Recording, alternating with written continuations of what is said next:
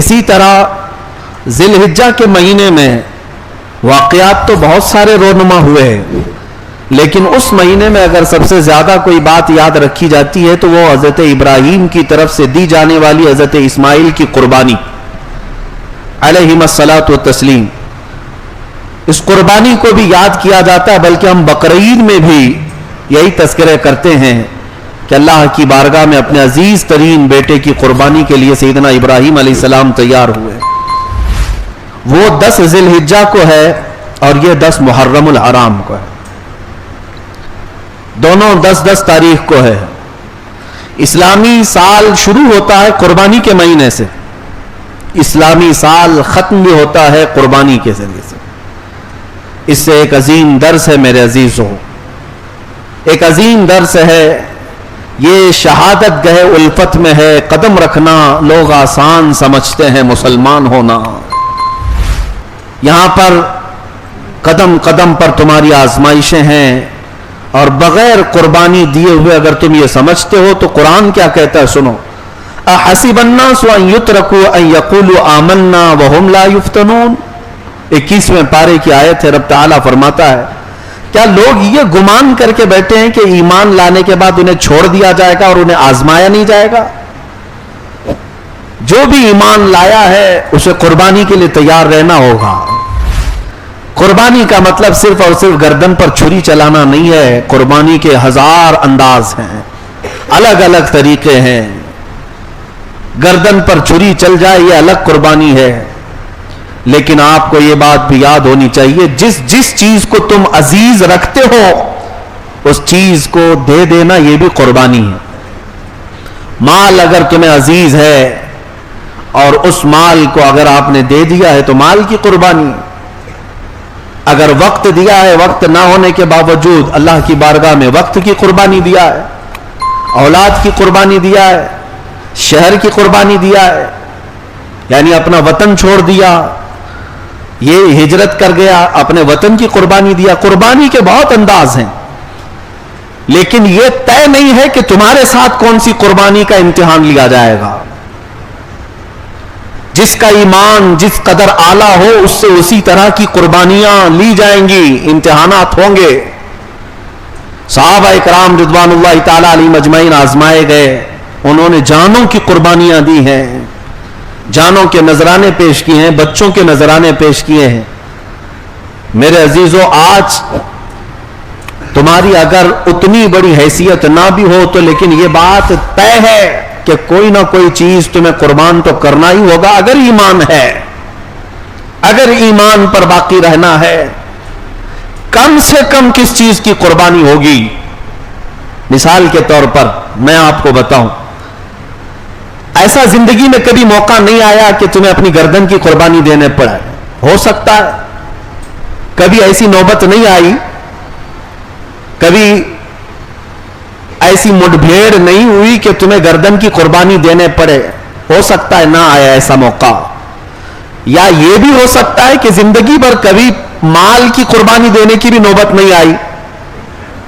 یہ بھی ہو سکتا ہے کہ زندگی بھر کبھی اولاد کی قربانی دینے کی نوبت نہ آئے. یہ بھی ہو سکتا ہے کہ اپنے شہر وطن رشتہ داروں کی قربانی دینے کا بھی موقع نہ ملے.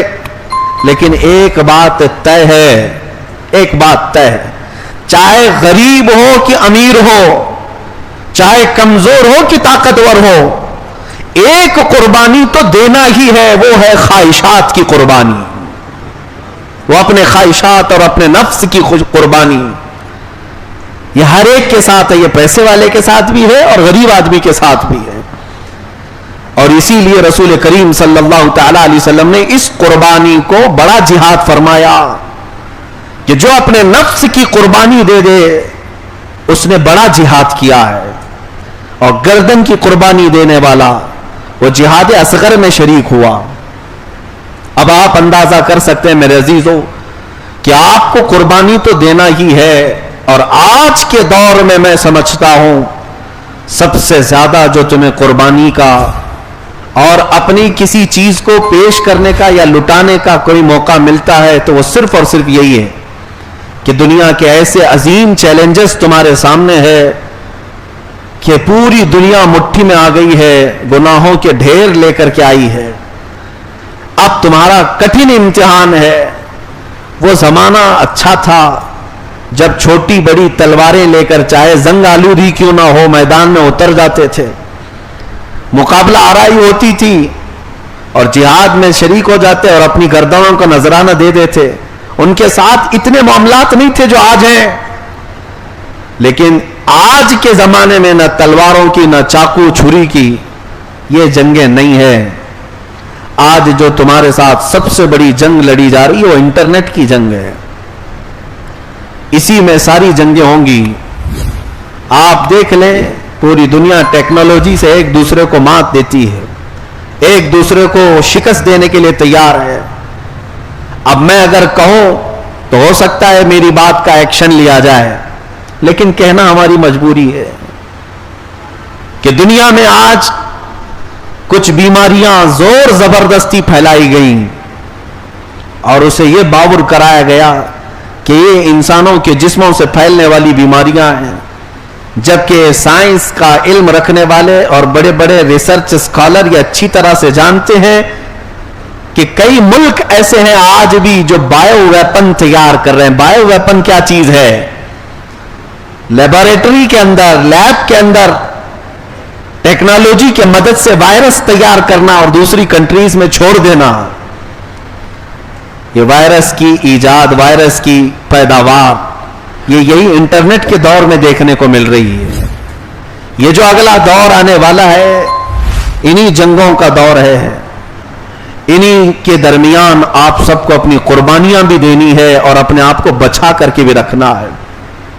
अजीजान गिरामी वकार, मैं इन हालात पर बाद में आता हूं, लेकिन मुझे तारीख के कुछ औराक आपके सामने खोल के रखने हैं।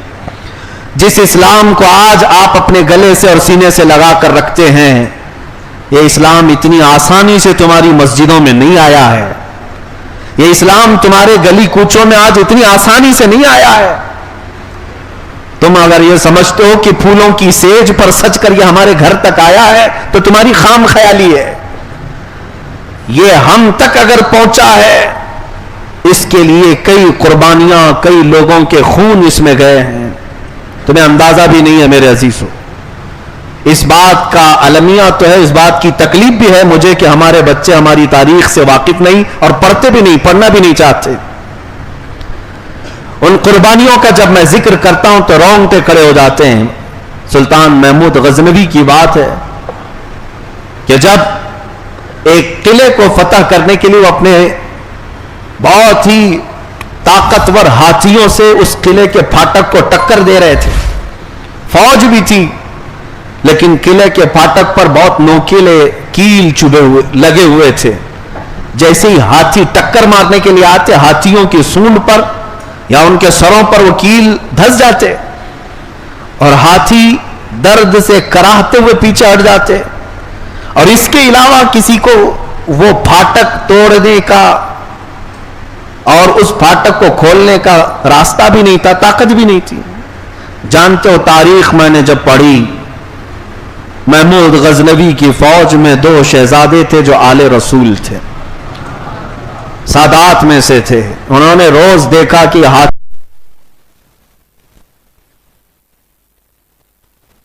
के लिए नहीं होती कि तुम जंग के मैदान में उतर जाओ। मेरी बातें इसलिए होती हैं कि अपने दीन को हल्का ना समझो। आसमान से या जमीन से कहीं से भी कोई तूफान आए, मेरा दीन हक था, हक है और हक रहेगा। इस बात पर यकीन रखने के लिए हम आपको उभारते हैं। इसके अलावा और क्या मसला है? मेरे अजीजों, रसूल करीम सल्लल्लाहु ताला अलैहि वसल्लम के सहाबा की जो आजमाइशें हुई, किन किन मामलात पर उन्होंने कुर्बानियां पेश की, माल की भी, औलाद की भी, जायदाद की भी और साथ ही अपने ख्वाहिशात की भी। हर तरह की कुर्बानियों की मिसालें मैं तुम्हारे पास रख सकता हूं। आपको अंदाजा होगा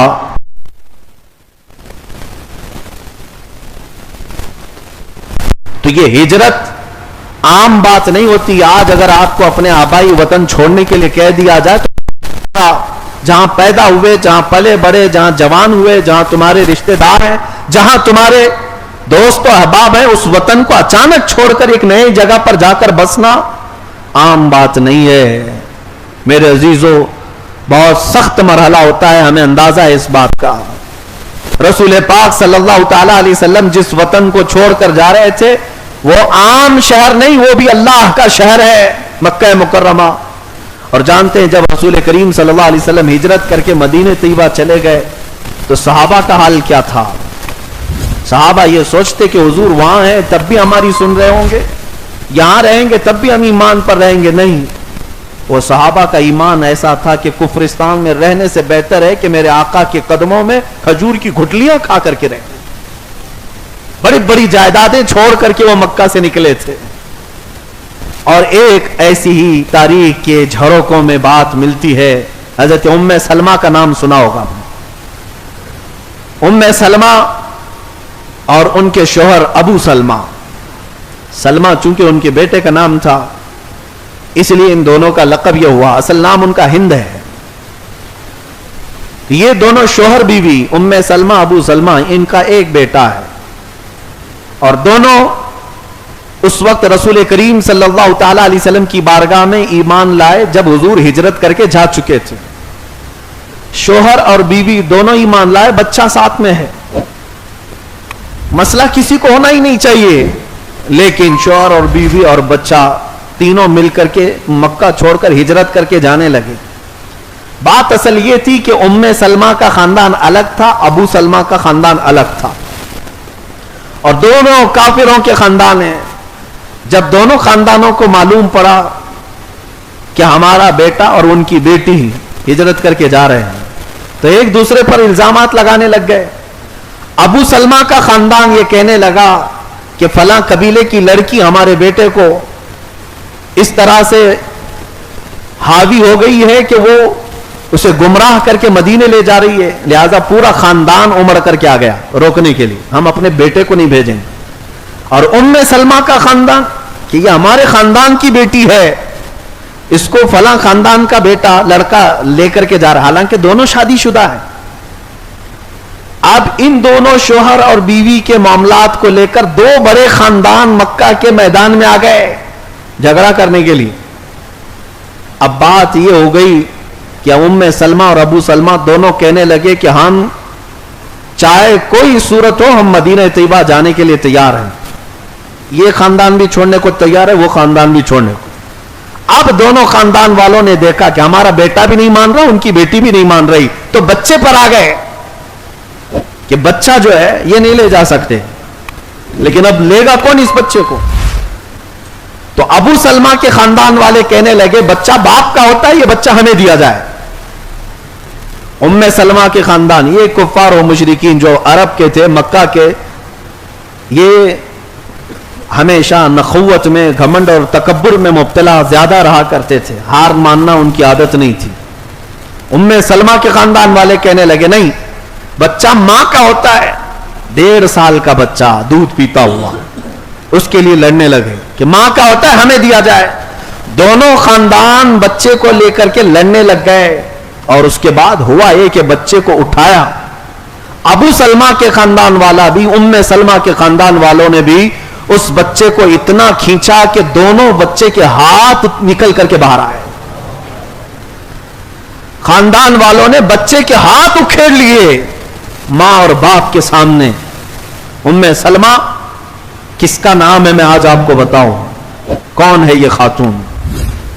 اس خاتون کے سامنے 1.5 سالہ دودھ پیتا بچہ، دونوں ہاتھ جب خاندان والوں نے اکھیڑ لیے تو بچے کی کیفیت کیا ہوگی؟ ماں بلک گئی لیکن کوئی تیار نہیں ہے، اس کے باوجود بھی خاندان اس بچے پر ٹوٹ پڑے کہ بچہ ہمیں دیا جائے، ہمیں دیا جائے۔ چند منٹوں کے بعد دیکھا گیا تو بچے نے دم توڑ دیا، جگہ پر بچے کا انتقال ہوا۔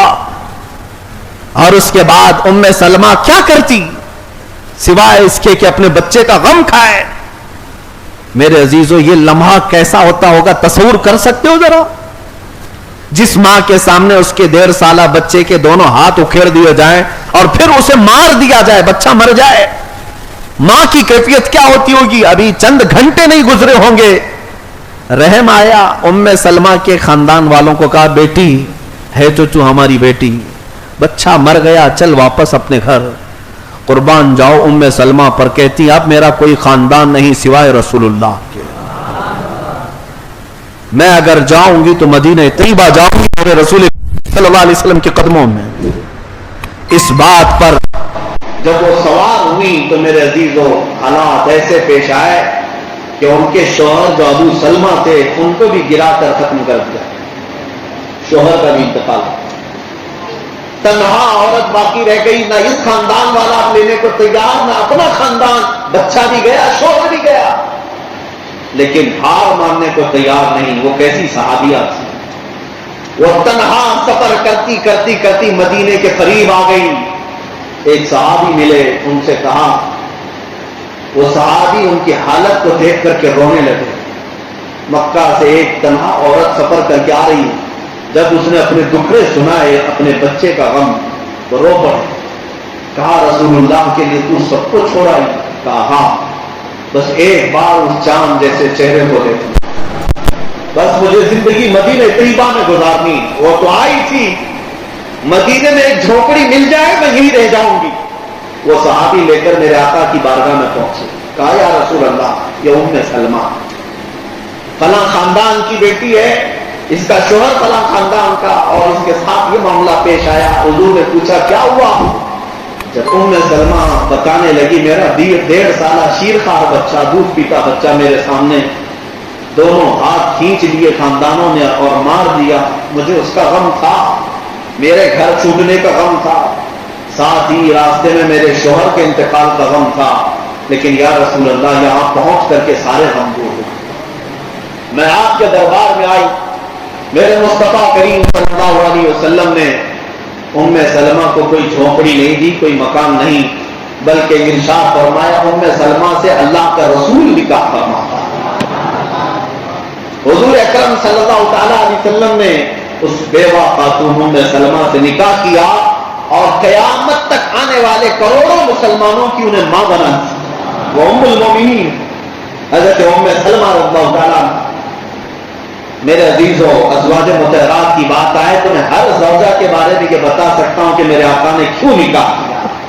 یہ ظالم درندے اگر دریدہ دہنی کے ساتھ اگر میرے مصطفیٰ پر انگلیاں اٹھاتے ہیں کہ 9 شادیاں ہوئی، 10 شادیاں ہوئی، تمہیں پتا ہے کہ کس کے ساتھ کس لیے نکاح کیا میرے مصطفیٰ نے؟ صرف اور صرف دل جوئی کے لیے۔ ایک وہ خاتون جو اپنے سارے خاندان چھوڑ کر آئی ہو، اپنے بچے کا غم کھا کر آئی ہو، اپنے شوہر کی جدائی برداشت کر رہی ہو، اس بیوہ خاتون کو مدینے میں آنے کے بعد اگر میرے مصطفیٰ نے اپنایا ہے تو یہ دنیا کا سب سے بڑا انصاف ہے، یہ دنیا کا سب سے بڑا عدل ہے۔ خیر میرا ٹاپک الگ نہ ہو جائے، 10 بیویوں پر اعتراض کرنے والوں کو چاہیے کہ پہلے 16,810 بیویوں والوں کی خبر لیں۔ ہاں ہمیں پتا ہے کہ کس کی 16,000 بیویاں ہیں، میرا ٹاپک الگ نہ ہو جائے۔ اس پر مزید تعجب کی بات یہ ہے کہ جس کی 16,000 بیویاں ہیں وہ ایک ہی رات میں سب سے شاباشی بھی کرتے ہیں، یہ بھی ہے، لاجک بھی نہیں پتا ہے، منطق سے بھی سمجھ میں نہیں آتا۔ ہر بیوی کے پاس 1 منٹ بھی جائے تو 24 گھنٹے میں 16,000 سے زیادہ منٹ ہیں، ہاں کیلکولیشن کر کے دیکھ لیں۔ لیکن یہ بات مجھے آج اسی لیے عرض کرنی پڑی کہ 10 یا 9 بیویوں کے متعلق حضور کے اعتراض کرنے والے، تمہیں پتا اگر عورتوں کے ہی معاملات کی بات ہوتی، نبی پاک صلی اللہ علیہ وسلم 25 سال کی عمر میں 40 سالہ بیوہ سے نہیں شادی کر رہے ہوتے، 40 سالہ بیوہ سیدہ خدیجہ سے نکاح کیا، اور ایسا بھی نہیں کہ نکاح کر کے 1-2 سال کے بعد پھر دوسری بیویوں سے، بلکہ 25 سال تک صرف حضرت خدیجہ کے ساتھ حضور پاک نے ازدواجی زندگی گزاری، جب تک ام المومنین حضرت خدیجہ باحیات تھی میرے آقا نے کوئی دوسرا نکاح نہیں کیا۔ حضرت خدیجہ کے انتقال کے بعد پھر دوسرے نکاح کیے، لیکن ہر نکاح میں حضور پاک صلی اللہ علیہ وسلم کے دیکھیں گے تو ایک عظیم مقصد کا فرمان، جن بیویوں کو میرے آقا نے اپنایا ہے وہ یا تو مطلقہ تھی یا تو بیوہ تھی، یا کہیں سے ظلم کے ساتھ آئی ہوئی تھی، اللہ کے نبی نے اپنے حرم میں ان کو جگہ دیا۔ بہرحال میں جو عرض کر رہا تھا وہ قربانی، آپ سے یہ بتاؤ کون ام سلمہ کی اولاد جیسی اور اپنے شوہر جیسی قربانیوں کو پہنچ سکتا ہے؟ کس کے اندر اتنا جگر ہے جو اپنی اتنی قربانیاں سہ سکے؟ آج کے زمانے عزیزان گرامی، یہ اولاد کی قربانی ایک دو کے ساتھ نہیں، بہت ساری مثالیں ہیں تمہارے پاس۔ مدینے کی اس خاتون کے بارے میں آپ نے سنا ہوگا، اپنا ایک 1.5 سال کا یا 2 سال کا دودھ پیتا ہوا بچہ لے کر حضور پاک صلی اللہ علیہ وسلم کے پاس آ گئی جب حضور کے صحابہ جہاد میں جا رہے تھے۔ کہا کہ یا رسول اللہ اس کو بھی قبول کر۔ کہا اس کو کیا کریں گے؟ وہ رونے لگی کہ مدینے کی ہر خاتون جس کے جوان بیٹے ہیں وہ سب آپ کے ساتھ بھیج چکی، کسی کا شوہر، کسی کا بھائی، کسی کا بیٹا آپ کے ساتھ ہے، میرے پاس کچھ نہیں سوائے اس بیٹے کے، میرا شوہر شہید ہو چکا ہے، بس یہ بیٹا میرے پاس ہے، اس کو لے آئی ہوں کہ کم سے کم یا رسول اللہ اس کو آپ قبول کر لیں، اس کا کیا ہوگا؟ وہ خاتون کہتی ہے میں جانتی ہوں میرا بیٹا تیر اور تلوار نہیں چلا سکتا، لیکن آپ مجاہد صحابہ کے ہاتھ میں دے دیں، جب دشمنوں کی طرف سے تیر چلے تو میرا بچہ ڈھال کے کام آ سکتا ہے، اس کو بچانے کے لیے استعمال کیا جا سکتا ہے۔ یہ وہ قربانیوں کا ذکر میں کر رہا ہوں میرے عزیزوں، جو آج دل پر پتھر باندھ کر کے بھی کوئی کھڑے ہونے کو تیار نہیں۔ ان کی اولاد کی قربانیاں، ان کے اپنے مال و متاع کی قربانیاں، سیدنا ابوبکر صدیق رضی اللہ تعالیٰ عنہ جس طرح مال کی قربانیاں دی، حضرت عثمان غنی نے جس طرح مال کی قربانیاں دی، آج اگر آپ کے پاس حساب کرنے کا انداز ہے تو میں آپ کو بتاتا ہوں، صرف جنگ تبوک کے موقع پر حضرت عثمان غنی رضی اللہ تعالیٰ عنہ کا جو خیرات شدہ مال ہے، توجہ جاتا ہوں، حضور پاک صلی اللہ علیہ وسلم نے جب رغبت دلائی تھی کہ کوئی ہے جو اللہ کی راہ میں دے، تو حضرت عثمان غنی کھڑے ہوئے 1000 اونٹ ساز و سامان کے ساتھ، پھر حضور پاک نے دوبارہ کہا تو پھر انہوں نے 1000 اونٹ ساز و سامان کے ساتھ، پھر حضور نے پوچھا اور کوئی ہے، تو تیسری بات بھی حضرت عثمان غنی 1000 اونٹ ساز و سامان کے ساتھ۔ آپ نے روایت سنی ہوگی، لیکن آج میں یہ بتا دوں اس کا آج کے زمانے میں اگر حساب کیا جائے کتنا انہوں نے ایک دن میں خیرات کیا تھا، تو تقریباً 120 کروڑ کی مالیت ہوتی ہے، 1 ارب 20 کروڑ کی مالیت تقریباً، جو انہوں نے ایک بار میرے مصطفیٰ کے فرمان پر قربان کیا تھا۔ میرے عزیزوں، 1000 روپے کی چٹھی دے کر کے لوگ ایڈورٹائز کرتے ہیں، مسجد میں 100 روپے کی نوٹ جھولی میں ڈالنا ہو تو 4 لوگوں کو دکھانا پڑتا ہے کہ ہم نے بھی دیا، لیکن وہ رسول اللہ کے جانثار صحابی جنہوں نے ایک بار میرے مصطفیٰ کریم صلی اللہ علیہ وسلم کے حکم پر کروڑوں، آج کتنے دان کرنے والے ہوں گے، لیکن لا کر کے دکھاؤ حضرت عثمان غنی کی طرح ایک وقت میں میرے آقا صلی اللہ علیہ وسلم کے ایک زبان پر اس طرح سے دیو۔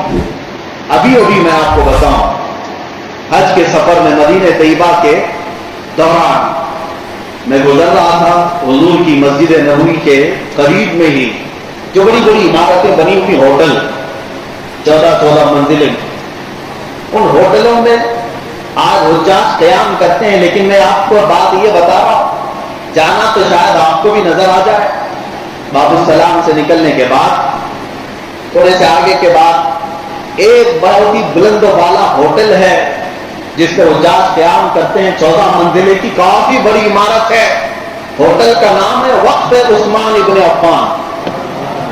حضرت عثمان بن عفان کے مال سے بنا ہوا ہوٹل آج بھی مدینے میں ہے، آج بھی 14 صدیاں گزر گئی، ان کے اللہ کی راہ میں دیے ہوئے اس مال کو اللہ نے آج تک ختم نہیں کیا، بلکہ وہاں کی میونسپلٹی کا خرچہ بھی حضرت عثمان غنی کے مال سے چلتا ہے۔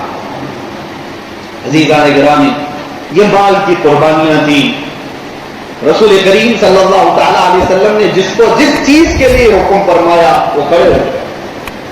اب جو بات آتی ہے وہ اپنے خواہشات کی قربانی، مال دے دینا کبھی آسان ہوتا ہے، جان دے دینا کبھی آسان ہو جاتا ہے، لیکن اپنی خواہشات سے پیچھے ہٹنا بہت مشکل ہو جاتا ہے۔ ہاں، میں یہ بات ریپیٹ کرتا ہوں، دہراتا ہوں آپ کے سامنے، خواہشات کی قربانیاں بہت ہی اہم ہوتی ہیں۔ خواہشات میں جو آتی ہیں وہ اپنی بیویاں بھی ہیں، اولاد بھی ہے، مال بھی ہے، اپنی عادتیں بھی ہیں، یہ سب خواہشات میں آتی ہیں، لیکن ان پر بھی صحابہ کرام نے بڑی بڑی مثالیں قائم رکھی ہیں۔ آپ نے سنا ہوگا ایک صحابی جن کو عبداللہ اسود کہا جاتا ہے اور تاریخ میں ان کا نام سعد بھی ہے، رضی اللہ تعالی حضرت سعد کالے تھے، جوان سے حضور کی بارگاہ میں آئے، کہا نکاح کرنے کی خواہش ہے لیکن کوئی بیٹی دیتا نہیں۔ نبی پاک صلی اللہ علیہ وسلم نے مدینے کے ایک انصار صحابی جو ابھی نئے اسلام میں آئے ہوئے تھے، ان کی بیٹی بڑی حسین تھی، خوبصورت تھی، حضور نے فرمایا جا ان کے گھر پیغام لے کر جا۔ یہ آئے، وہ مدینے کے جو صحابی تھے عمر ان کا نام، حضرت عمر ان کی بیٹی مدینے کی خوبصورت ترین لڑکیوں میں سے، وہ صحابی اور اپنی اہلیہ کے ساتھ بیٹھے تھے، اور یہ نوجوان جو کالے رنگ کے ہیں آئے، کہا کہ حضور پاک صلی اللہ علیہ وسلم نے بھیجا ہے۔ کہا کیوں بھیجا؟ کہا سنا کہ آپ کے گھر میں جوان بیٹی ہے، میں نکاح کا پیغام لے آیا۔ تو صحابی نے اوپر سے نیچے ان کو دیکھا، شکل کالی ہے، ان کی بیٹی نہایت خوبصورت۔ میرے عزیزو یہ امتحان کی گھڑی ہوتی ہے۔ کہا شوہر اور بیوی دیکھتے رہے، ایسا کیسے ہوگا ہماری اتنی خوبصورت بیٹی ان کے ساتھ نکاح کر دیں؟ میں آپ کو بتاتا ہوں میچنگ ضروری ہے، آپ بھی کریں، میں اس کے خلاف نہیں جا رہا، لیکن یہ بات یہاں مسئلہ الگ ہے، یہاں مسئلہ الگ ہے۔ میرے اس بیان کا مطلب یہ نہیں ہے کہ آپ لڑکے اور لڑکی میں میچنگ نہ دیکھیں، دیکھیں آپ سنت ہے، لیکن اس واقعے میں مسئلہ صرف میچنگ کا نہیں تھا، یہاں فرمان رسول کا تھا، یہاں مسئلہ میچنگ کا نہیں ہے۔ دونوں صحابہ، وہ صحابی اور صحابیہ اہلیہ دونوں دیکھتے ہیں اور ان سے کہتے ہیں اچھا حضور نے بھیجا ہے، ٹھیک ہے ہم دیکھ کر کے جواب دے دیں گے، آپ جائیے۔ اس صحابی کے لیے تعجب کی بات نہیں تھی، روز ریجیکٹ ہوتے تھے کہیں نہ کہیں، ان کے لیے تعجب کی بات نہیں۔ ہاں یہاں پر بھی وہی ہوا جو ہوتا ہے، وہ چلے گئے، لیکن اس واقعے میں جو سب سے اہم رول ہے اس شہزادی کا جو خوبصورت ترین تھی، وہ گھر کے اندر بیٹھی سن رہی تھی۔ جب وہ کالے نوجوان چلے گئے، نوجوان شہزادی اندر سے آئی، اپنے ماں باپ سے پوچھتی کون آیا تھا؟ کہا بیٹی کوئی آیا، کہا میں نے سن لیا اندر سے، کوئی آیا تھا میرے نکاح کا پیغام لے کر کے حضور کے دربار سے۔ ماں اور باپ سہم گئے، کہا اچھا تو نے سن لیا؟ کہا میں نے سنا، آپ نے جواب کیا دیا؟ کہا دیکھتی نہیں بیٹا وہ تیرے میچ کا ہے، تیرے برابر کا ہے، اس کی شکل برابر تیرے سے ملتی نہیں ہے۔ کہا پھر کیا سوچا آپ نے؟ حضور سے جا کر کے بات کریں گے۔ وہ دوشیدہ، وہ نوجوان شہزادی رونے لگ گئی، کہا مجھے اللہ کے عذاب سے ڈر لگتا ہے، کہ میرے والد ہے، میری والدہ، آپ نے کیا کیا آج آپ کو اندازہ ہے؟ آپ نے صرف آنے والے کا رنگ دیا دیکھا، بھیجنے والے کا رنگ نہیں دیکھا، کس نے بھیجا تھا یہ آپ نے نہیں دیکھا۔ قسم رب ذوالجلال کی اگر رسول اللہ نے اس کو بھیجا ہے تو زندگی بھر میں اس کی نوکرانی بن کر رہنے کو تیار، اس لیے کہ میرے آقا کی طرف سے ہے۔ یہ ہے خواہشات کی قربانی میرے نبی کے نام پر، خواہشات کی قربانی۔ کون سی خوبصورت لڑکی نہیں چاہتی کہ اس کا شوہر اچھا خاصا ہو، لیکن اس لڑکی کے دل سے اگر خواہشات ختم ہوئی تو صرف رسول اللہ کی رضا کے لیے۔ اب ماں اور باپ دونوں نے اپنی بیٹی کی بات سنی تو دوڑتے ہوئے مسجد نبوی کی طرف گئے، جبکہ رسول کریم صلی اللہ تعالی علیہ وسلم کے پاس وہ صحابی پہلے سے جا کر سنا رہے تھے کہ میں گیا تھا، میں نے بات رکھی لیکن انہوں نے ٹال مٹول کیا۔ اللہ کے حبیب صلی اللہ علیہ وسلم ابھی ان کی بات سن رہے تھے کہ پیچھے سے دوڑتے ہوئے یہ ماں باپ بھی آ گئے لڑکی کے، کہا رسول اللہ معاف فرما دیں، خطا ہو گئی، آپ کے فرمان پر عمل کرنے میں تاخیر ہو گئی، ہماری بچی نے ہمیں بتا دیا، ہم معافی چاہتے ہیں اے اللہ کے نبی، ہم راضی ہیں اس پیغام سے، ہم اپنی بیٹی اس نوجوان کو دینے کے لیے تیار ہیں۔ اللہ کے رسول صلی اللہ تعالی علیہ وسلم نے ان کی خطا معاف فرمائی، اور مسجد نبوی میں میرے آقا صلی اللہ تعالی علیہ وسلم نے نکاح کا یہ جشن رکھا، نکاح کا مسئلہ وہیں طے ہونا تھا، لیکن یہ وہ دن تھا جب اللہ کے حبیب صلی اللہ علیہ وسلم کو جنگ احد کے لیے رات کو نکلنا تھا، جنگ میں جانا تھا۔ نبی پاک صلی اللہ تعالی علیہ وسلم نے حضرت عبداللہ جن کو سعد کہا ہے، ان کے پاس مال دیا، کچھ صحابہ سے لے کر کے حضور نے ان کو مال دیا تھا شادی کا سامان لے لے، تجھے آج گھر بسانا ہے، پیسے تو تھے نہیں، مال تھا نہیں، کہا شادی کا جہیز خرید کر کے لا، تو اپنی بیوی کو کہاں رکھے گا؟ یہ خوشی خوشی گئے اور جہیز کا سامان خریدنے کے لیے بازار میں گئے تو وہاں ایک منادی اعلان کر رہا تھا، اے مسلمانوں، اللہ کے نبی صلی اللہ علیہ وسلم جہاد کے لیے نکل رہے ہیں، مشرکین نے حملہ کیا ہے، تم میں سے کون ہے جو نبی پاک کے شانہ بشانہ کھڑا ہو جائے؟ حضور کے ساتھ کون جانے کو تیار ہے؟ یہی عبداللہ جو جہیز خریدنے کے لیے گئے تھے، اب جا کر گھوڑا خریدتے اور تلوار خرید رہے ہیں، بھالا خرید رہے ہیں، نیزہ خرید رہے ہیں، لوہے کا لباس خریدا، پورے کے پورے پیسے جنگی سامان میں لگا دیا۔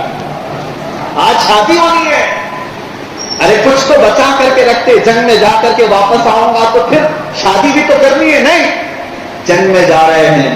یہ صحابہ کی عادت تھی، وہ یہ نیت لے کر نہیں جاتے کہ واپس آئیں گے تو یہ کرنا ہے، یہ نیت لے کر کے جاتے کہ شہادت ہوگی تو اللہ سے ملاقات کرنا ہے۔ جنگی سامان خرید لیا اور وہیں سے پہن کر کے آئے، گھوڑا بھی، وہ گھوڑے پر کبھی بیٹھے نہیں، غریب تھے، گھوڑے پر بیٹھے نہیں، یعنی ان کا ذاتی گھوڑا نہیں تھا، ذاتی گھوڑا نہیں تھا، ساز و سامان بھی ان کے پاس جنگ کے نہیں تھے، آج جی بھر کے سب سامان خریدا، پورا زرا کا مطلب ہوتا ہے لوہے کا لباس، ٹوپی بھی لوہے کی ہوتی ہے اور سینے پر بھی لوہے کا لباس رہتا ہے تاکہ تلواروں کا زخم نہ آنے پائے، سب پہن لیا۔ صبح کے وقت جب صفیں لگی صحابہ کی، اس میں یہ بھی شامل تھے، اور میدان جنگ میں جب طبلہ بج رہا اور جنگ گھمسان کی ہونے لگی، نبی پاک صلی اللہ علیہ وسلم اونچے ٹیلے سے دیکھ رہے تھے، ایک صحابی کو بلایا اور کہا، یہ جو نوجوان دکھ رہا ہے زرا کے ساتھ، لوہے کی ٹوپی کے ساتھ، نئے گھوڑے کے ساتھ، یہ کون ہے؟ حضور نے جب پوچھا تو صحابہ اس کی تلاش میں لگ گئے، کہا ہم میں سے کوئی نہیں پہچان رہا، اس کو نیا کوئی آیا ہے، نیا کوئی آیا ہے، ہماری صفوں میں سے کوئی نہیں ہے۔ نبی پاک صلی اللہ علیہ وسلم نے مسکرا کر کے کہا، اس کی کہنیاں دیکھو، یہ کالے کالے نہیں نظر آ رہے، یہ عبداللہ اسود، یہ سعد ہے، میں اس کو اچھی طرح سے جانتا ہوں، اس کو میں نے جہیز خریدنے کے لیے پیسے دیے تھے، اس نے جنگ کا سامان خرید لیا۔ میرے عزیزوں، اللہ کے حبیب صلی اللہ علیہ وسلم نے مسکرایا، لیکن جنگ کا وقت کسی کے ساتھ بات کرنے کا بھی نہیں ہوتا۔ شام ہونے سے پہلے احد کے میدان میں پانسا پلٹ گیا تھا، آپ کو معلوم ہے تاریخ، مسلمانوں پر وہ جنگ بھاری ہو گئی تھی، اس طرح کے 70 صحابہ کی شہادت اس جنگ میں ہوئی، وہ جیتی ہوئی جنگ پھر سے شکست میں بدل گئی۔ اس جنگ میں جو عظیم عظیم صحابہ شہید ہوئے، شام کے وقت جب رسول کریم صلی اللہ علیہ وسلم میدان کا معائنہ کر رہے تھے تو ایک لاش عبداللہ اسود کی بھی پڑی، وہ زرے کے ساتھ، وہ لوہے کا لباس پہنے ہوئے، ہاتھ میں تلوار پکڑے ہوئے زمین پر گرے ہوئے تھے اور ہر جگہ سے خون رس رہا تھا۔ لیکن قربان جاؤ، صحابہ کی بہت ساری لاشیں تھی، لیکن میرے آقا نے اس لاش کے پاس آ کر کے قریب مٹی میں نیچے حضور بیٹھ گئے، حضور میدان میں بیٹھ گئے، ان کے سر سے زرا کو اتارا، صحابہ دیکھ رہے تھے، لوہے کی ٹوپی خود جس کو کہتے ہیں اس کو اتارا، اور جیسے ہی لوہے کی ٹوپی کو اتارا تو سبوں نے پہچان لیا یہ عبداللہ اسود۔ لیکن اس کے بعد اس صحابی کی قسمت دیکھیں، میرے آقا نے ان کا سر اپنی گود میں رکھ لیا اور ان کے سر پر اور ان کے چہرے پر جتنی دھول لگی تھی میرے آقا نے اپنے ہاتھوں سے صاف کیا، خون کو پوچھا، اور اس کے بعد قرآن کی یہ آیت پڑھتے ہیں اللہ کے نبی صلی اللہ علیہ وسلم، من المؤمنین رجال صدقوا ما عاهدوا اللہ علیہ۔ صحابہ سے کہتے ہیں میرے آقا، اللہ قرآن میں فرماتا ہے مومنین میں کچھ ایسے بندے ہیں جنہوں نے اللہ سے کیا ہوا وعدہ پورا کر دیا، انہی میں سے میرا یہ صحابی ہے۔ خواہشات کس کو کہتے ہیں؟ اے میرے عزیزو، شادی کرنے کی خواہش کس کی نہیں ہوتی؟ جہیز اور سجنے سنورنے دولہا بننے کی خواہش کس کی نہیں ہوتی؟ لیکن خواہشات کی قربانیاں یہ بہت بڑی قربانیاں ہیں. اور اس کے بعد وہ زرا، وہ خون، وہ تلوار، وہ گھوڑا، جنگ کے بعد جب مدینے لایا گیا رسول پاک صلی اللہ علیہ وسلم نے سب کو جمع کیا اور اس انصاری صحابی کی جو بیٹی تھی ان کو دیا اور کہا میں نے رات میں ان کا نکاح پڑھایا تھا، یہ اس کی وارث ہوئی. ایک رات بھی نہیں گزارے، شوہر بیوی تو ہو چکے تھے، نکاح ہوا. یہ ان کی قربانیاں تھیں. انہوں نے ہر چیز پر اللہ کی رضا کو، رسول کی محبت کو مقدم رکھا. فرسٹ پرائیوریٹی حضور کی ذات سے، اس کے بعد پھر ہماری خواہشات. اسی لیے اقبال نے کہا ہے آبروئے ماں زنان مصطفیٰ، آبروئے ماں زنان مصطفیٰ، ہم سب کی عزت و آبرو مصطفیٰ کے نام سے ہے. اور اسی کے بعد میں اپنی طرف سے یہ بات اکثر عرض کرتا ہوں، ہرچے دری دنیا باد مصطفیٰ، اور اس دنیا میں جو کچھ بھی ہے وہ میرے مصطفیٰ کے بعد، حضور کے بعد. جس دن آپ کو یہ بات سمجھ میں آ جائے گی تو آپ کو اندازہ بھی ہوگا کہ قربانی کہتے کسے ہیں. میرے عزیزوں، اب میں آتا ہوں ان عظیم قربانیوں کی بات. دیکھیں، مالی قربانیاں بھی ہیں، جانی قربانیاں بھی ہیں، اولاد کی قربانیاں بھی ہیں، خواہشات کی قربانیاں بھی ہیں. ایک لمبی فہرست ہے. لیکن کچھ وہ لوگ ہیں جنہوں نے منصب کی قربانیاں بھی دی ہیں، جاہ و جلال کو بھی ٹھکرایا ہے. یہ وہ لوگ ہیں جن کو اللہ تعالیٰ نے تخت شاہی دیا لیکن انہوں نے ٹھوکر مار اور واپس آ گئے. یہ قربانی نہیں ہے تو اور کیا ہے؟ بلخ کے بادشاہ ابراہیم بن ادھم کو کون نہیں جانتا؟ سلسلہ چشتیہ کے اس عالی وقار بزرگ کا نام ہے جن کے نام کی برکت سے اللہ دعائیں قبول فرمائے. ابراہیم بن ادھم. یہ عام صرف فقیر اور درویش کا نام نہیں لے رہا، بلخ کے بادشاہ کا تخت بھی سجا رہتا، شاہانہ کر و فر بھی ہے، فوجی دستے بھی ہیں، کنیزائیں بھی ہیں، محل میں سب کچھ تھا عیش کے لیے. لیکن ایک بار ایسا دل میں خیال آیا کہ جو قلبی سکون مجھے چاہیے وہ یہ بستر پر نہیں مل رہا. کئی واقعات پیش آئے ان کے ساتھ اور وہ اپنا شاہی دربار چھوڑ کر کے جب نکلے تھے ایک گدڑی آپ کے جسم پر تھی اور اس پہ ٹاکے مارتے رہتے سوئی اور دھاگا لے کر. بہت دور ایک ندی کے کنارے اپنا بسیرا کر لیا. وزیر اور بہت سارے سپاہی پریشان تھے کیونکہ آپ کی طرح حکومت چلانا سب کے بس کا کام نہیں تھا. ایک آپ کا فرما بردار وزیر ڈھونڈتا آپ تک پہنچ بھی گیا.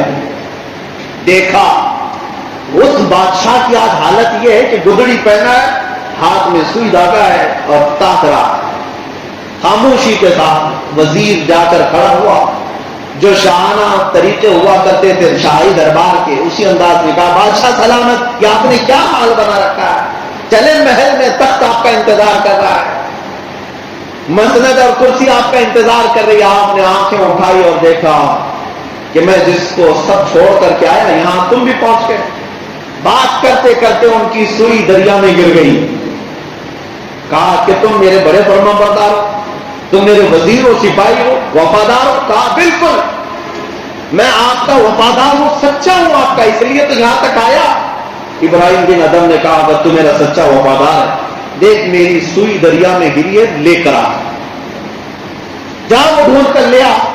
کہا اتنا بڑا سمندر ہے آپ کی اتنی چھوٹی سوئی میں کیسے ڈھونڈ سکتا ہوں؟ کہا تو نہیں لا سکے گا.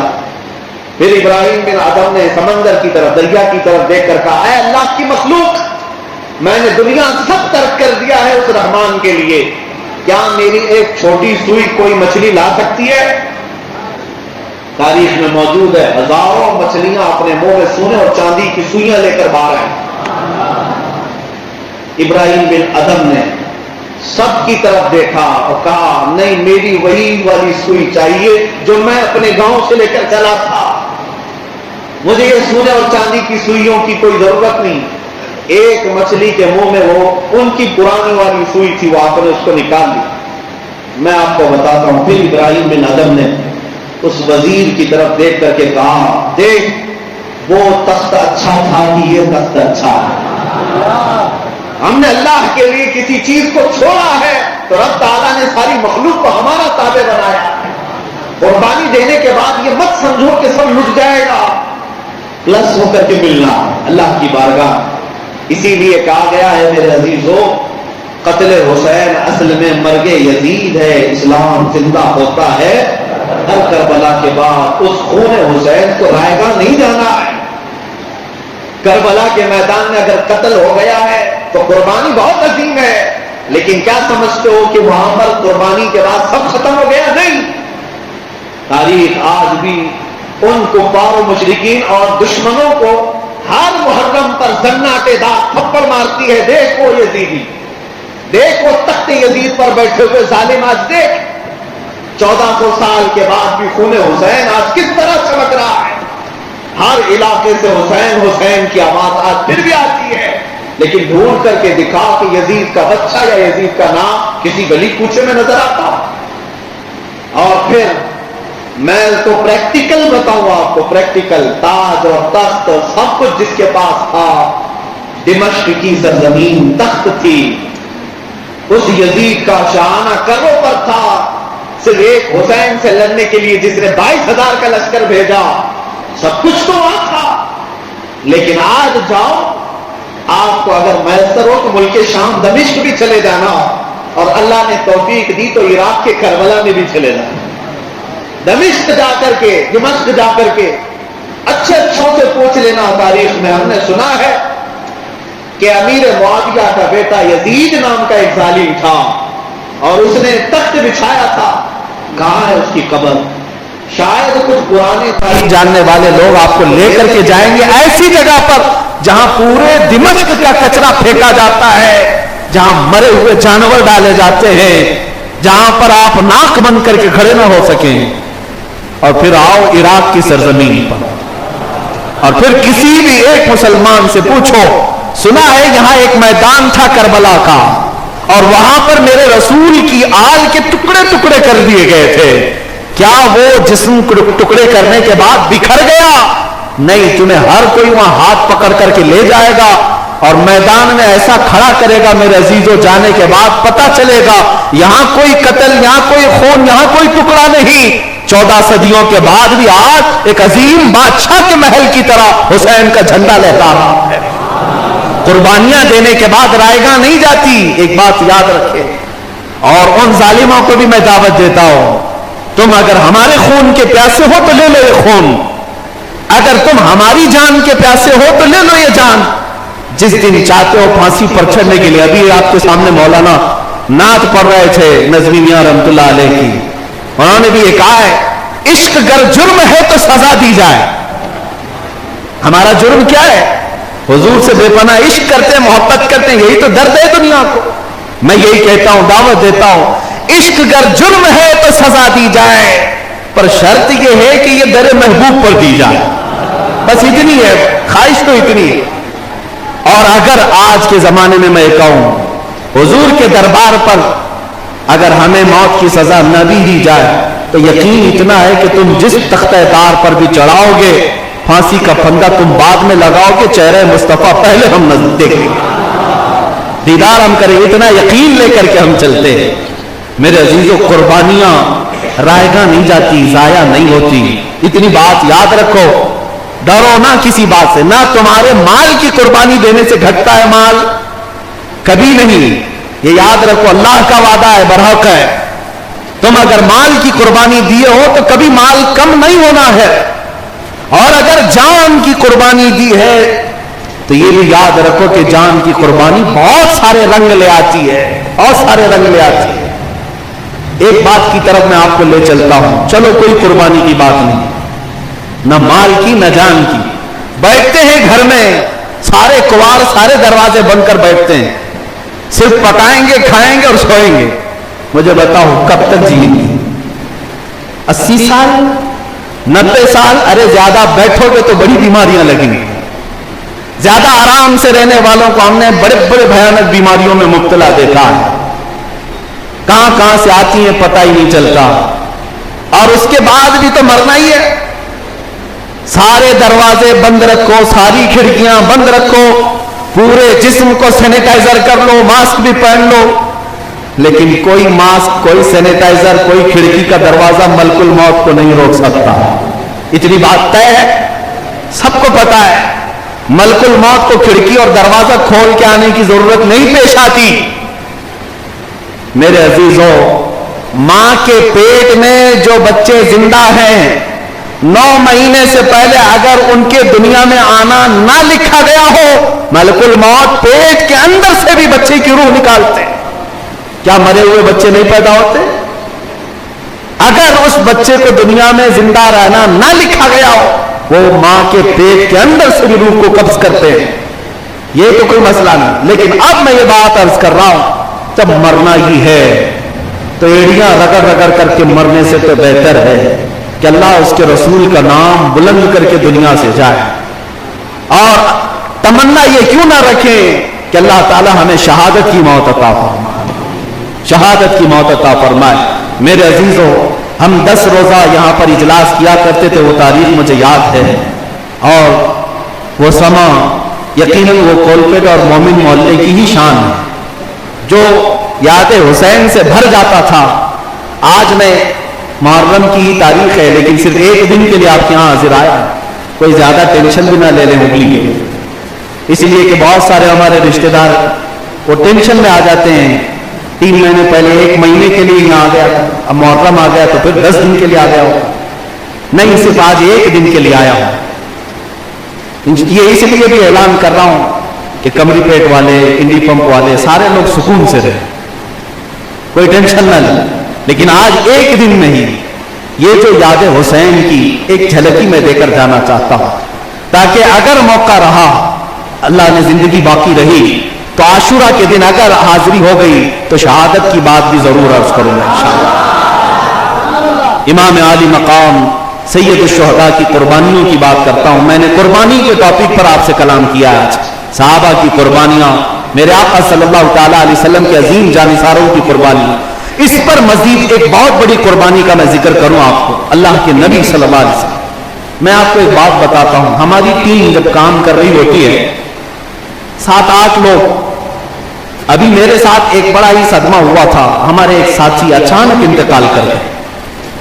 وہ ہمارے بڑے عزیز تھے, مشیر خاص تھے, لیکن جیسے ہی ان کا انتقال ہوا اتنا صدمہ لگا کہ خالی خالی لگنے لگا. ایک ساتھی اگر ہم سے دور جائے تو کئی دن تک صدمہ ہوتا ہے. میرے عزیزو, ہمارا کون سا بڑا کام ہے, ہم کون سا بہت بڑا دین کا کام کر رہے ہیں, اور ہمارے ساتھی بھی ویسے کتنے بڑے ساتھی ہیں, نارمل ہی ہیں. اس کے باوجود میں نے محسوس کیا صدمہ لگتا ہے, غم ہوتا ہے ایک ساتھی کے جانے پر. کبھی آپ سوچ سکتے ہو اس رسول پاک صلی اللہ علیہ وسلم کے صبر کا کتنا بڑا امتحان ہوگا جب احد کے میدان میں میرے آقا کھڑے ہوں, ان کے عزیز ترین چچا امیر حمزہ کا سینہ چیرا جا رہا ہو, پھاڑ کر کے کلیجہ نکالا جا رہا ہو, اور پھر حضور کے سامنے ہی کچا کلیجہ چبایا جا رہا ہو. ہم اپنے ایک ساتھی کی موت برداشت نہیں کر پاتے, غم ہلکا نہیں ہوتا. مہینے گزر گئے, آج نبی پاک نے اپنے عزیز چچا, وہ کون سے چچا جو ہمیشہ ڈھال بن کر رہتے تھے حضور کے ساتھ, کسی کی مجال نہیں تھی امیر حمزہ اگر کھڑے ہو تو حضور کی طرف کوئی آنکھ اٹھا کر دیکھے, پہلوان تھے, جانتے زندگی بھر میرے آقا کو اس کا دکھ تھا امیر حمزہ کو جس طرح قتل کیا گیا. 17 غزوات میں میرے آقا نے اپنے ساتھیوں کو جاتے ہوئے دیکھا ہے. 17 غزوات میں کیسی کیسی جانیں گئی ہیں جانتے ہو. اس میں میرے آقا کی کتنی بڑی قربانی, جمے رہنا, ڈٹے رہنا. ان سب جانوں کے جانے کے بعد حضور اکرم صلی اللہ علیہ وسلم بدر کے میدان میں گئے. اگرچہ بدر میں اسلام کو فتح ہوئی, لیکن جانتے ہیں حضور کے گھر کا حال کیا تھا. حضور کی اپنی بیٹی حضرت رقیہ دم توڑ رہی تھی, بیمار تھی. میرے آقا مدینے میں نہیں تھے, اپنی عزیز بیٹی بدر کے میدان میں میرے آقا مصروف ہیں. اس وقت بیٹی کا انتقال ہوا, حضور جنازے میں نہیں آ سکے. حضرت عثمان غنی نے خود اپنے ہاتھوں سے دفن کیا حضرت رقیہ کو. حضور پاک صلی اللہ تعالی علیہ وسلم کے 3 بیٹے ہوئے، تینوں کو حضور نے بچپن میں اپنے ہاتھوں سے دفن کیا. بڑی بیٹی سیدہ زینب جن کا نکاح بھی حضور نے کیا، نکاح کے بعد ان کے گھر بیٹی بھی ہوئی. حضور اپنی نواسی کو بڑا کھلایا کرتے تھے. حضرت امامہ اس بچی کو لے کر میرے آقا اکثر مسجد نبوی میں آتے، نمازیں پڑھاتے. اس سیدہ زینب کو حضور اکرم صلی اللہ علیہ وسلم کے سامنے ہی موت آئی. حضور نے ان کا بھی جنازہ پڑھایا اور دفن کیا. تیسری بیٹی حضرت ام کلثوم حضور کے سامنے ہی دم توڑ گئی، وفات پا گئی. گھر کا حال تو یہ ہے کہ 3 بیٹے اپنے سامنے گئے، 3 بیٹیاں اپنے سامنے گئی ہیں. بیٹے تو بچپن میں، بیٹیاں جوانی میں، سب کو دفن کیا میرے آقا نے. وہ کتنا مضبوط کندھا تھا، وہ کتنا مضبوط کندھا تھا جب اپنے چچا امیر حمزہ کو اٹھایا. اتنا ہی نہیں، احد کے میدان میں جو واقعات پیش آئے، اللہ اکبر، تاریخ بہت طویل ہے، بہت طویل ہے. میں نے جتنا احد کے میدان کے بارے میں پڑھا ہے، باقی 17 غزوات کے بارے میں اتنے شہادتیں اور اتنی المناک واقعات نہیں ملتے. ایک صحابی عبداللہ بن جہش میرے آقا صلی اللہ تعالی علیہ وسلم کے بڑے خاص صحابی تھے، رفیق تھے، حضور کے لیے سب قربان کرتے تھے. احد کے میدان میں جانتے ان کے ساتھ کیا ہوا؟ کافروں نے ان کو پتھروں سے مارا تھا، اور جب وہ شہید ہوئے تو ان کے ہاتھ پیر سب کاٹے گئے، ناک کان ہونٹ سب کاٹے گئے، اتنے اتنے ٹکڑے کیے گئے. اور کافروں نے حضرت عبداللہ بن جہش کے جسم کے ٹکڑوں کو ایک دھاگے میں پرو کر ہار بنا کر پہن لیا تھا. یہ بھی رسول اللہ نے اپنے آنکھوں سے دیکھا. تصور کرو ہے میرے عزیزوں، تمہارا اگر کوئی ساتھی تمہارے سامنے جس کے ساتھ تم روز بیٹھ کر کے مشورے کرتے ہو، ایسے ساتھی کے جانے کا کتنا غم ہوتا ہے جانتے ہو؟ جنازہ اٹھانا مشکل ہو جاتا ہے جب ایک ساتھی چھوڑ جاتا ہے. نبی پاک نے یہ سارے المناک واقعات دیکھے.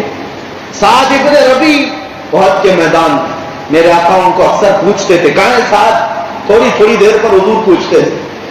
احد کے میدان میں جب سب شہادت پا رہے تھے، میرے آقا نے پوچھا سعد ابن ربی کو دیکھ لو زندہ ہے یا وہ بھی چلا.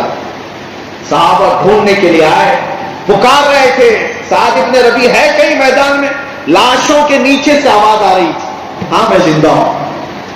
کئی لاشیں ہٹائی گئی تو سعد ابن ربی زندہ ملے، لیکن اس حالت میں کہ جسم پر 12 نیزے لگے ہوئے تھے، پیٹ پھٹا ہوا، پیٹ پھٹا ہوا ہے، پیٹ کی چیزیں باہر، لیکن سانس چل رہی ہے. ابھی 2 صحابہ آئے، دیکھے 12 نیزے لگے، پیٹ پھٹ گیا ہے. انہوں نے پھر بھی پوچھا کیا ہوا؟ صحابہ نے کہا اللہ کے رسول نے تجھے پوچھا. وہیں سے کہنے لگ گئے میں کامیاب ہوا رب کعبہ کی قسم، اے میرے ساتھیوں جاؤ اللہ کے نبی کو میرا سلام کہہ دینا، میں وہاں تک نہیں پہنچ پاؤں گا، بلغ منی نبینا السلام، میرا سلام کہہ دو.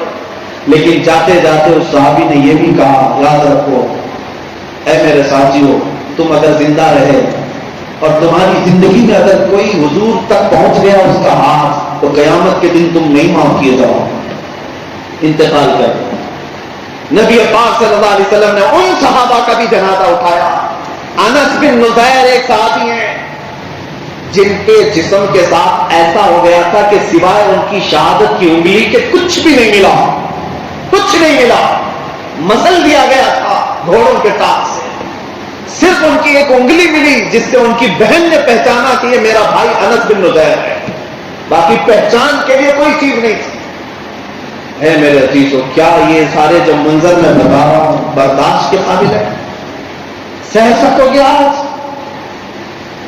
جسم پھٹا ہوا ہو، سر پھٹا ہوا ہو، کلیجے نکلے ہوئے ہو، کون دیکھ سکتا ہے آج؟ لیکن ان سارے المناک واقعات کو میرے مصطفیٰ نے دیکھا، اسی امت کے لیے دیکھا.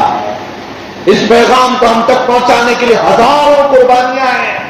اگر تم یہ سمجھتے ہو کہ گوشت مچھلی انڈے کھا کر کے اسلام پھیلا ہے تو خام خیالی میں ہو. یہ شہادت گئے الفت میں ہے، قدم رکھنا لوگ آسان سمجھتے ہیں مسلمان ہونا. اخیر میں اپنی گفتگو کے اختتام پر آتا ہوں. آج ہم عقیدت کے نذرانے پیش کرنے کے لیے آئے ہیں اس کربلا کے عظیم دولا کی بارگاہ میں جس نے تاریخ رقم کر رکھی ہے، ایسی تاریخ کہ سب کے صبر جا کر کے وہاں ختم ہو جاتے ہیں، سب کے صبر جا کر ختم ہو جاتے ہیں. ایک بزرگ کے بارے میں نے پڑھا تھا، حضرت سیدنا غوث گوالیاری رحمۃ اللہ، وہ اپنی نواسی کے ساتھ جا رہے تھے، 8 سال کی بچی تھی، ڈاکو بیچ راستے میں آئے اور انہوں نے آپ کا جبہ کھینچا، آپ نے کہا چھوڑ دو۔ اولیاء میں اکثر یہ فطرت ہے معاف کرنا، رحم کرنا، صبر کرنا۔ آپ نے کہا میں صبر کروں گا، ان کو کچھ نہیں کہوں۔ پھر تھوڑی دیر کے بعد ان ڈاکوؤں نے آپ پر دھول ڈالی، مٹی ڈالی، چھیڑ خانی کی۔ آپ نے کہا میں صبر کرتا ہوں، ان کو معاف کر، آگے بڑھتے رہے۔ لیکن وہ شریر گنڈے ایسے تھے، 8 سال کی بچی، ان کی نواسی ساتھ میں جا رہی تھی، ایک ڈاکو آیا، اس بچی کے کان میں جو بالیاں رہتی ہیں انگلی ڈال کر کھینچ دیا تو کان پھٹ گیا۔ چھوٹی بچی تھی، کان ہی تو پھٹا تھا، لیکن جلال اتنا آیا دیکھنا غوث گوالیاری کو، آپ نے ان ظالموں کی طرف نظر اٹھائی، انگلی یوں اٹھائی، وہ ڈاکو اس طرح ہوا میں اچھلا کہ واپس آ کر زمین پر گر پڑا، اس کا بھیجا کھل گیا، مر گیا۔ ساتھ میں آپ کے ایک اور بزرگ تھے، انہوں نے پوچھا غوث گوالیاری سے، آپ تو کہہ رہے تھے آپ صبر کر رہے ہیں، آپ تو کہہ رہے تھے آپ معاف کر رہے ہیں، تب ان کی آنکھوں سے آنسو آئے، کہا سن لو ایک تاریخ بتا جاتا ہوں، اپنے بچوں کے درد پر صبر کرنا صرف حسین کا کام، وہاں کوئی نہیں پہنچ پائے گا۔ یہ سید الشہداء، ہم اپنی بچی کے کان پھٹنے کو برداشت نہیں کر پاتے، اس مولا حسین نے 6 ماہ کے علی اصغر کے گلے میں تیر چبھتے ہوئے بھی دیکھا ہے۔ پیاس کے لیے تڑپتا ہوا وہ بچہ جب حلق پر تیر چلا گیا ہو اور خون نکل کر کے باپ کے چہرے پر آتا ہو، کیا کیفیت ہو سکتی ہے سوچ سکتے ہو، تصور میں لا سکتے ہو؟ جب جوان بیٹے بار بار اجازت مانگ کر کے میدان میں جاتے ہو، چاہے وہ امام قاسم ہو چاہے وہ علی اکبر ہو، بھیجنے کے لیے کتنا بڑا دل چاہیے، پتا ہے کہ کس کے ساتھ مقابلہ ہے، میرا ایک جوان بیٹا ہے، لڑے گا تو سامنے ہزار لوگ آئیں، پتا ہے باپ کو، لیکن تقاضا یہی تھا کہ بھیجا۔